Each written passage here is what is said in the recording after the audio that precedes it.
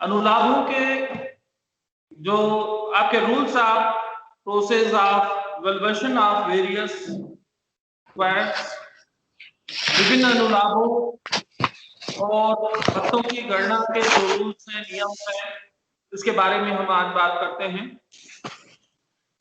कर्मचारियों को नियोक्ता से प्राप्त होने वाली विभिन्न सुविधाओं का मुद्रा में मूल्यांकन करना आवश्यक होता है।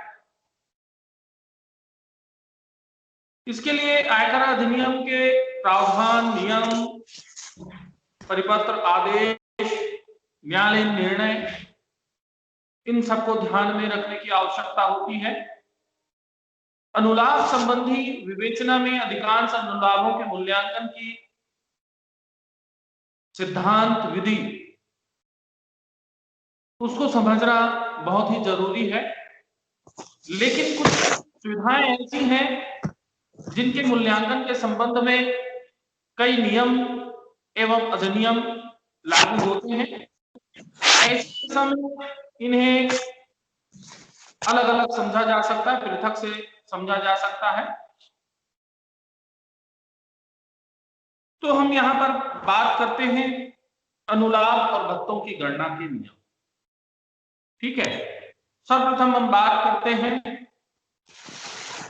वैल्यूएशन ऑफ रिकमेंडेशंस फैसिलिटीज, आवास संबंधी सुविधाओं का।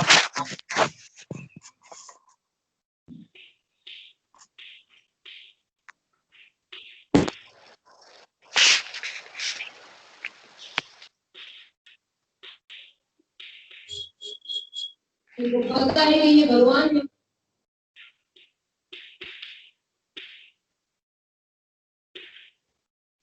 ओके,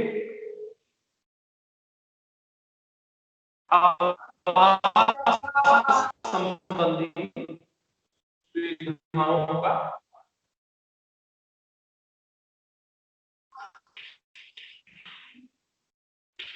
वैल्यूएशन ऑफ एक कॉमन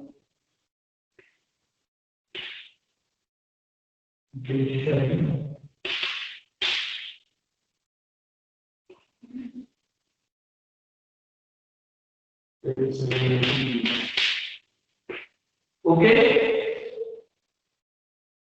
तो कर्मचारी को नियोक्ता से पूर्ण, जैसे कि इसमें जो आवास संबंधी जो सुविधाएं मिलती हैं, इसमें मुख्य रूप से आपका मकान है। तो कर्मचारी को नियोक्ता से पूर्ण किराया मकान, रियायती किराए से मकान, मकान भत्ता, होटल आवास आदि के रूप में आवासीय सुविधाएं जो है वह प्राप्त होती हैं, मिलती हैं।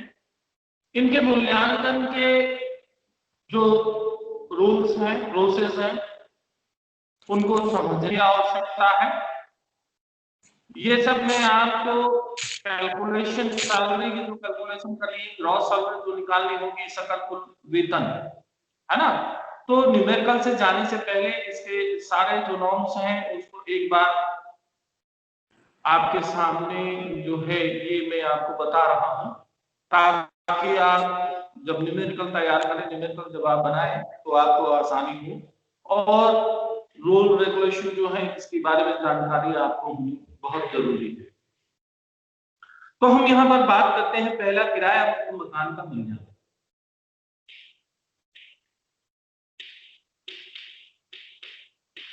किराया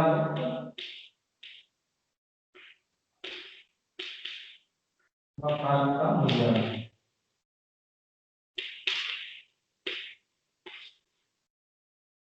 ठीक है, valuation of rent free house. यदि नियोक्ता द्वारा कर्मचारी या उसके परिवार के किसी सदस्य या नौकर या अतिथि को निःशुल्क या बिना किराए के से आवास सुविधा दी गई हो, तो वह सभी प्रकार के कर्मचारियों यानी कि विशिष्ट और सामान्य दोनों ही स्थिति पर कर योग्य होगी। यहां पर आवास सुविधा के अंतर्गत कोई मकान, फ्लैट, फार्म हाउस या होटल, मोटल अतिथि गृह, चलित मकान, जहाज, ये सब आदि दी गई जगह से है। नियोक्ता द्वारा कर्मचारी को बिना किराए से उपलब्ध कराई गई आवास सुविधा का मूल्यांकन करने के लिए कर्मचारियों को 2 भागों में विभाजित किया गया है आयकर अधिनियम के अनुसार। पहला तो है एक शासकीय कर्मचारी,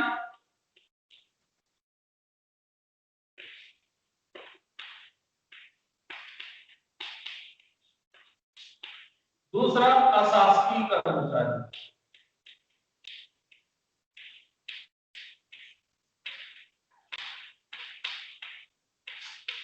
ओके, गवर्नमेंट एम्प्लॉय और नॉन गवर्नमेंट एम्प्लॉय। सरकारी कर्मचारी की दशा में गवर्नमेंट एम्प्लॉय यदि है, ठीक है, गवर्नमेंट एम्प्लॉय, अब यहां पर से ध्यान से सुनेंगे आप लोग और आप उसको राइट डाउन करते जाइए, लिखते जाइए, क्योंकि हर थ्योरी को मेरे को बैकबोर्ड में लिखना संभव नहीं है, ठीक है। तो जो पॉइंट्स मैं आपको इसके अंतर्गत बताते जाऊंगा, आपको लिखते चले जाना है, जहां आवश्यकता होगा मैं ब्लैकबोर्ड पर उसको लिखूंगा। और दोनों ही लैंग्वेज में लिखना थोड़ी सी दिक्कत की बात है, तो मैं हिंदी में लिख रहा हूं, उसको ट्रांसलेट जरूर आपको कर दे रहा हूं, ठीक है, कोई दिक्कत तो नहीं है, आप लोगों को क्लियर हो रहा है? क्या आप लोग मेरे को सुन पा रहे हैं? यस सर, लेकिन सर यस सर, सर मैं कुछ कहना चाहूंगा। आपका आवाज जैसे माइक में नहीं बोलते, माइक लेके बोलते हैं, थोड़ा वैसा सुनाई देता है, एकदम क्लियर नहीं सुनाई देता। अच्छा, वो नेटवर्क वगैरह का प्रॉब्लम हो सकता है, माइक वगैरह में तो लगाया नहीं हूं, है ना, और मोबाइल के माध्यम से जितना हो सकता है, ठीक है, उतना अच्छा करने की कोशिश कर रहा हूं, ठीक है। वो थोड़ा बहुत बीच बीच में डिस्टरबेंस हो सकता है नेटवर्किंग के कारण। चलिए आगे बढ़ते हैं। यहां हम कर्मचारी को दो श्रेणियों में बांटते हैं। सरकारी कर्मचारियों को भी 2 तरीके से बांटा गया है। जो गवर्नमेंट एम्प्लॉय है इसको भी 2 तरीके से, एक तो होता है केंद्र और दूसरा होता है राज्य, ठीक है। तो केंद्र सरकार या राज्य सरकार के कर्मचारी या सरकार के नियंत्रण में आने वाले,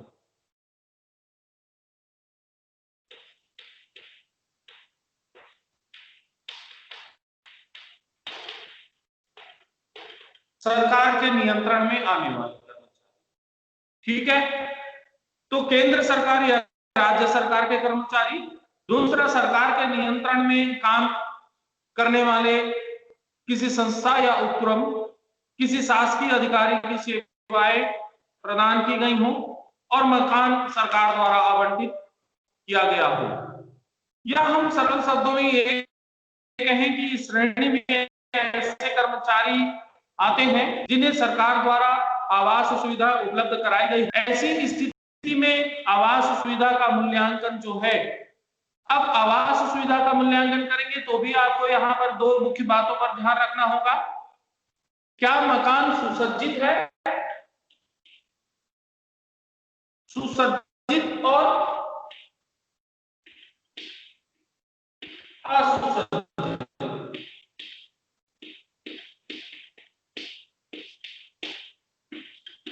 ठीक है, ये 2 मुख्य बात। सुसज्जित यानी कि वेल फर्निश्ड, यानी आपको किसी चीज की कोई आवश्यकता नहीं है, आप सीधे उस में जा सकते हैं। असुसज्जित जो कि वेल फर्निश्ड ना हो, ठीक है, केवल मकान हो। तो यहाँ पर 2 तरीके से इसको बांटा गया है मकान को, असुसज्जित मकान और दूसरा सुसज्जित मकान। तो असुसज्जित मकान का जब मूल्यांकन आप करेंगे तो यदि मकान असुसज्जित हो यानी कि वेल फर्निश्ड नहीं हो, अनफिनिश्ड हो, ठीक है, तो सरकारी कर्मचारी को उसके या उसके परिवार के लिए उपलब्ध कराए गए आवास का मूल्यांकन शासकीय नियमों के अनुसार से किया जाएगा, यानी कि गवर्नमेंट रूल के आधार पर उसका किया जाएगा। ठीक है।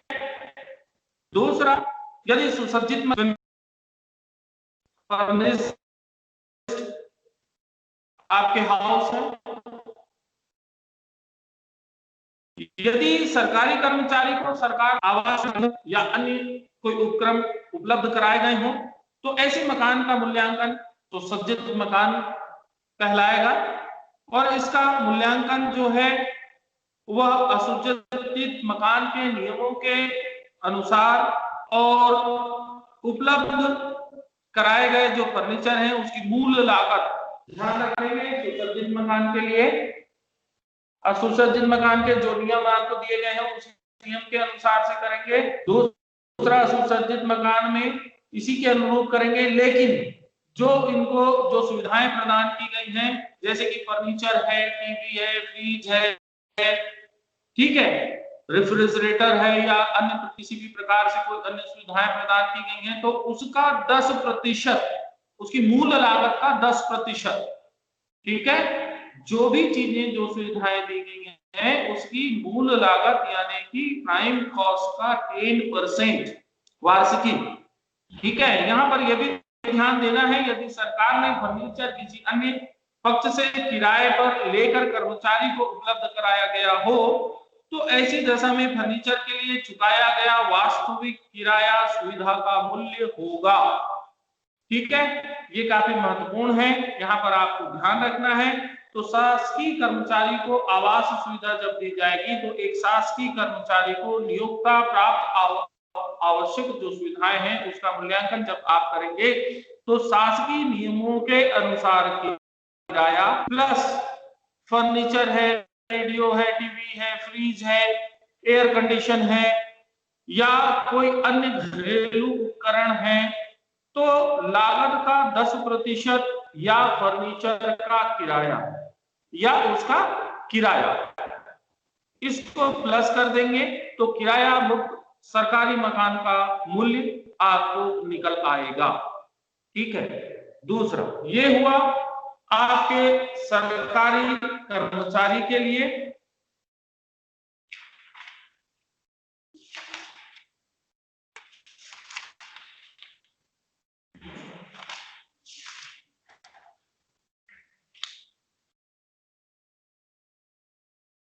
तो सरकारी कर्मचारी और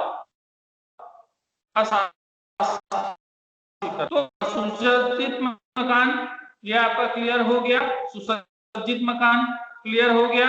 सुसज्जित मकान के लिए जैसे सरकारी कर्मचारी को किराए से मुक्त असुसज्जित मकान की सुविधा मिली है तो क्या करना है, मकान की सुविधा का कर योग्य मूल्य जो है वह निकालेंगे और सरकार द्वारा निर्धारित मकान की जो अनुज्ञा शुल्क है जो सरकारी द्वारा जो दिया गया है वह।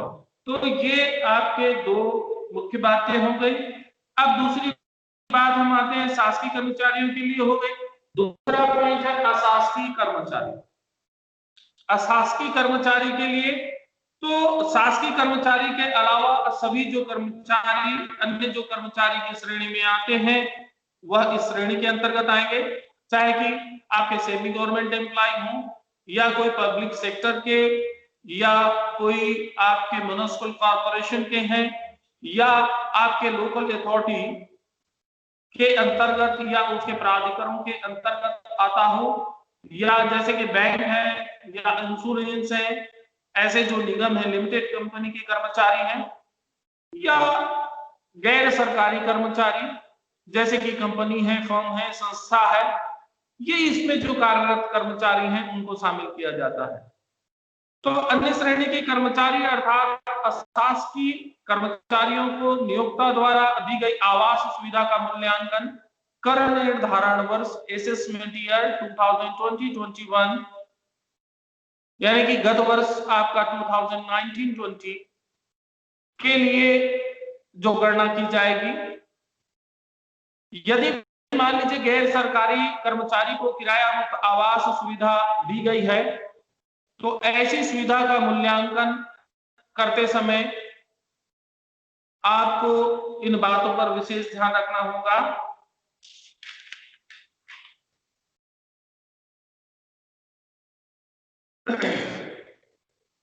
इसमें फर्स्ट जो कंडीशन है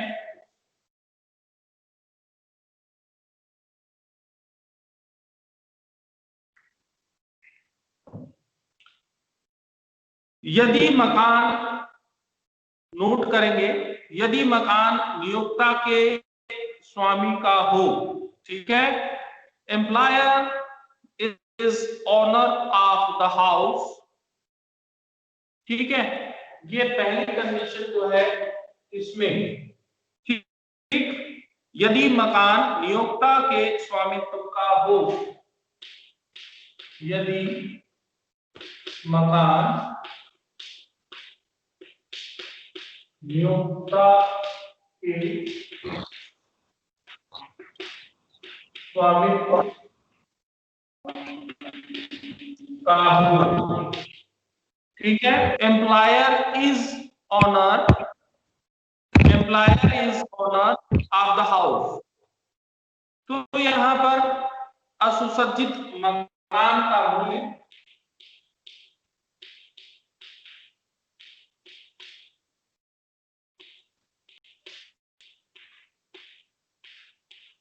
ठीक है, असुसज्जित मकान का मूल्य प्लस, ठीक है, इसमें क्या चीज जोड़ेंगे, सुसज्जित मकान जो है फर्नीचर या घरेलू उपकरण की जो सुविधा है, सुसज्जित मकान का मूल्य,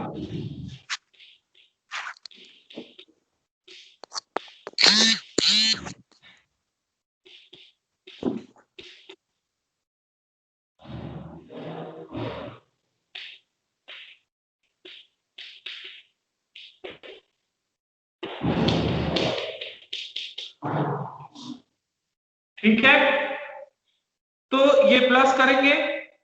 अब इसमें फर्नीचर या घरेलू उपकरणों की जो सुविधाएं यदि दी गई हैं सुसज्जित मकान के लिए, जो उपकरण वगैरह यदि दिए हैं, वह इसमें क्या होगा, प्लस होगा। अब यहाँ पर तीन मुख्य बातों पर आपको ध्यान रखना होगा, ठीक है।